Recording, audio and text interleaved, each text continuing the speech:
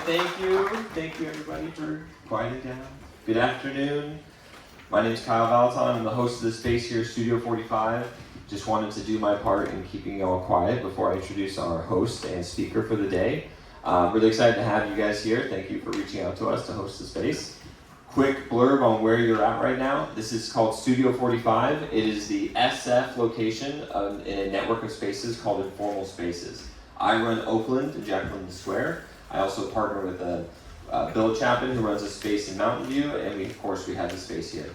The goal is we're simply just a bunch of builders who wanted to have spaces like these, create not just a place to build, but actually have an ecosystem of both space and talent. So my role is a connector, figuring out who in this group is building something really interesting and making sure you talk to the people you need to talk to make progress in whatever you're working on. So with that being said, come find me if you have any questions, reply back to any of the Luma emails you got if you have questions. But I just want to welcome you all to the space and introduce Jun Fang, who thank you so much for having us here and getting all set. So let's give it up for Jun Fang, who's going to introduce the rest of the thing. Thank you. Thank you, Kyle, for sponsoring and hosting this event for us. So today we're going to have two speakers. First, Guangming Wang to talk about world action models. And then we have a second speaker coming on the way around 3:30, the co-founder of Aether AI, who is also our old guest in the number 13. Without further ado, let's give a big round of applause to Guangming for our first keynote. Thanks, guys. So today we're going to talk about is latent IUD for word action models. So a little bit introduction about myself. I'm my co-founder. Unfortunately, my co-founder is on an investor meeting with my old friend, so he's not here today. I went to school at UCL, then after UCL, I went to DMind doing research on reinforcement learning, and I also spent 1 year at Tsinghua doing reinforcement learning as well. We were in YC last batch, YC spring batch, and our company name is called January Instinct. So, I believe a lot of you guys might have seen this meme before. Jim Fan talked about VLA is that, and RIP to VLA, and also a buzzword, word action model, become a new thing on YouTube, on X, and also on LinkedIn. So what exactly is a word action model? This is a research paper called Dream Zero. I think a lot of you guys may have heard of Dream Zero. And basically what word action model do is, it based on your current condition, you think about the future, and based on the future, generate the action corresponding to the future. If you check the videos on the right, the one with a little bit blur, that's the predicted future. And the one on the left,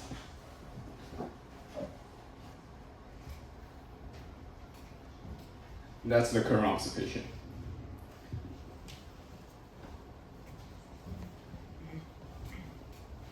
And this is the benchmark from Dream Zero. As you can see, they claim that they can generalize to different unseen tasks, and way higher accuracy compared to Groot Pi 0.5 with roughly 30% higher accuracy rate.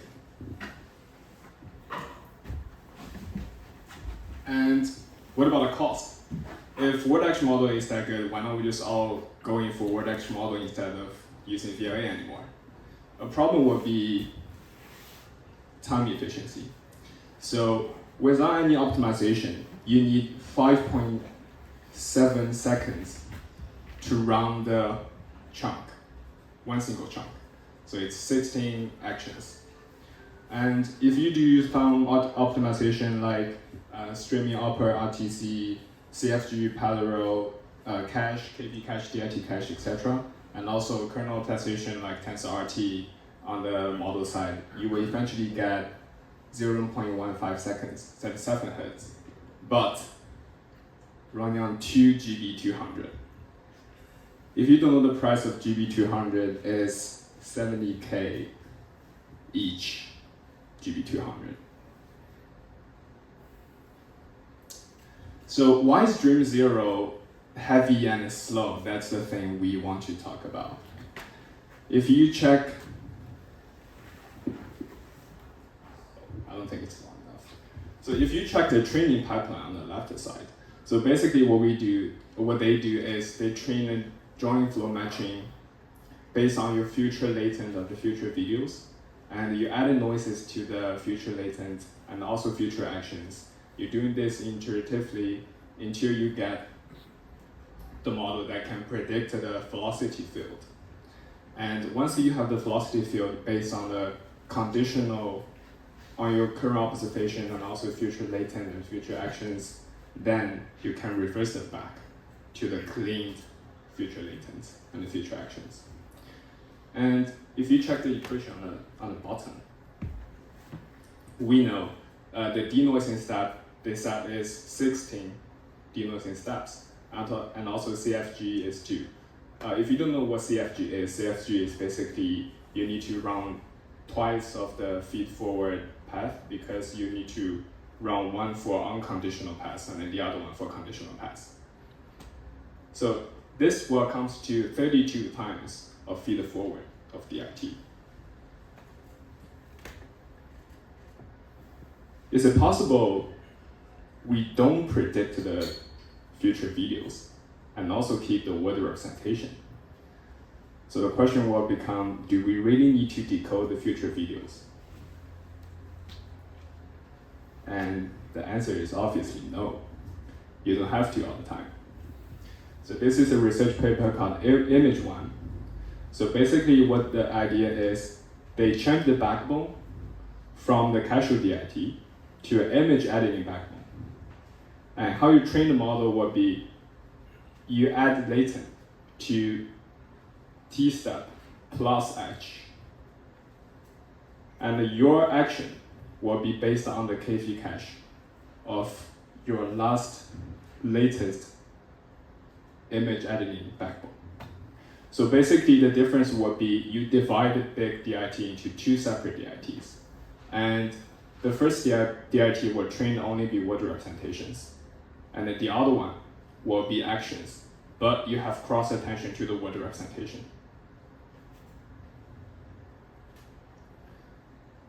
And if we know word representation might be existing or like trained already in the latent space, is it possible we can only take the hidden state of last layer and then train the action? That's possible, and that's the research paper called FAST1. So basically what FAST1 is doing is they took the last layer of the word representation and feed directly to the action head.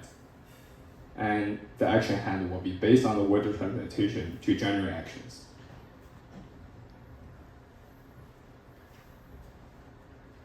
And I believe a lot of you guys might have heard about JEPA.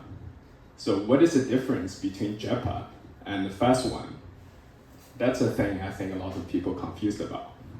So here's a research paper called the word model. So they use the same concept as JEPA, and the main goal for them is they want to train an encoder and a predictor that you can encode the current image, encode the current observation, and predict what we'll have in the future. Meanwhile, you send the future images, future observation into an encoder, and you do loss on the latent space of the current observation and the future observation. So you will do the alignment in the latent space.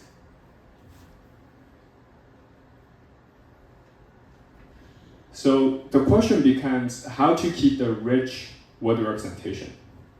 Some people, they might use JEPA style, like you just want your alignment of the latent space. You want the latent become the same. And some people, they might use flow matching. They simulate the future world as a distribution of actions. And if we do an analogy of different type of word action models, one would be facial generative word action model, and then the other one would be representation-based word action model. And a good analogy would be Google Maps. Visual generative word action model is pretty much like a VR you use when you want to navigate to a place.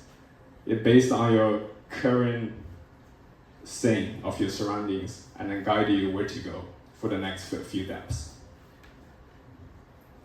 And representation-based word action model is pretty much like the overview of navigation. So we can finally go back to the question, is latent IO needed for word action models? We did some experiments on giving different kind of input, including mask, including flow, including also dynamic resolution of the image. And we realized that the thing is, we believe in the future, word action model will become asymmetrical denoising, spare future imagination, and also dense action refinement. So in one sentence, it will be dream when only you have to. So that's the end of the talk. On the left, that's the company website. On the middle, that's my co-founder Bill, and on the right, that's me.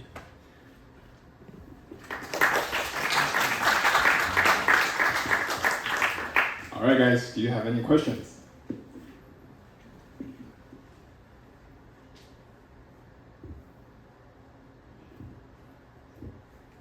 How do you make sure the latent that you're learning is useful for downstream action generation?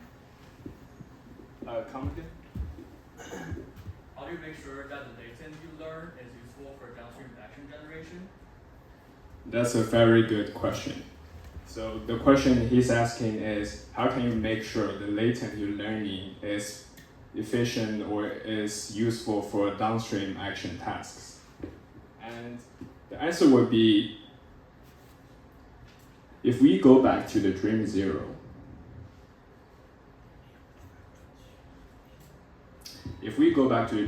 architecture, you will realize that in a casual DIT, you do joint flow matching, which is you add noise to the future latent of the observation and also add noises to the future latent of the actions. So it's always bounded. And even if you divide the DIT to two separate DITs, you will still do the cross attention. So the action will always be based on the latent representation of the word you learned to do different actions. And also fast one here as well, you can see the KP cache. So there's a cross attention between the current word representation and also the current action you want to produce.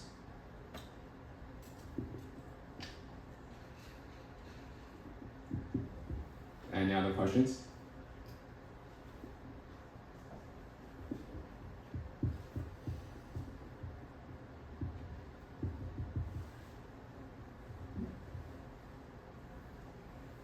Maybe we can go for one more question. If there's no question, we would just... Hey. Tell us what your startup does. What are you building?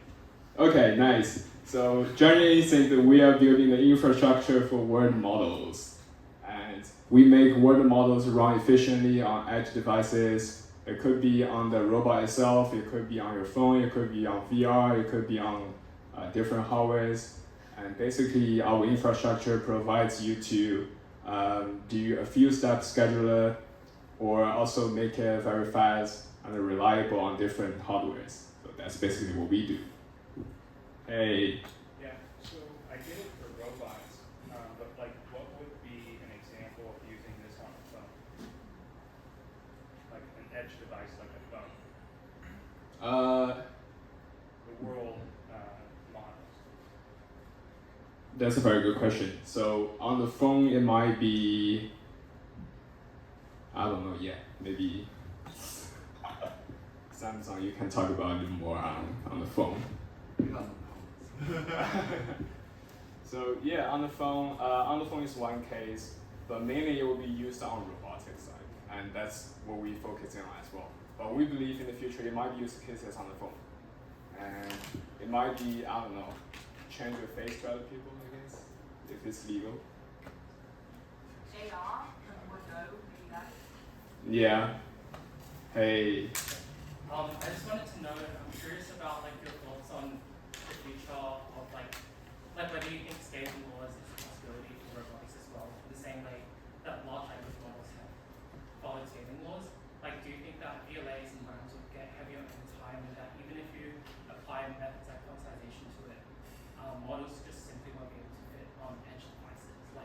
maybe short term you can like quantize it present.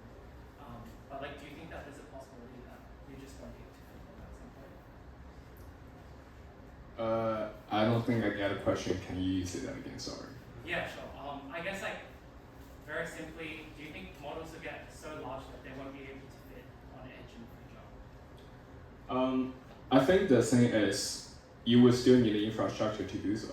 Like the model will go bigger, but for the research lab it's fine because they have the GPU, they have all the computation they need. But what about the reality? Like if you are gonna deploy one model to, let's say, one robot, and then you are gonna buy 4 extra GPU to power the robot, then it won't be economy possible for end customer to afford those kind of money. Yeah. And there always be an infrastructure that can maybe shrink the model down or make it run more efficient on the, not even maybe edge devices, on different devices. And it can save their money, meanwhile make it more reliable. And that's the goal we want to make the company as well. Okay, so in the future, like if you see that the models scale up, you would be looking to like support have the infrastructure to support that in the future. Yeah, pretty much like it. Alright. Well, I did ask that question because that's what we're working on, so I guess. Oh, nice. Yeah, we can talk about it more after the talk. Awesome. Yeah. All right. I think that's all of the questions.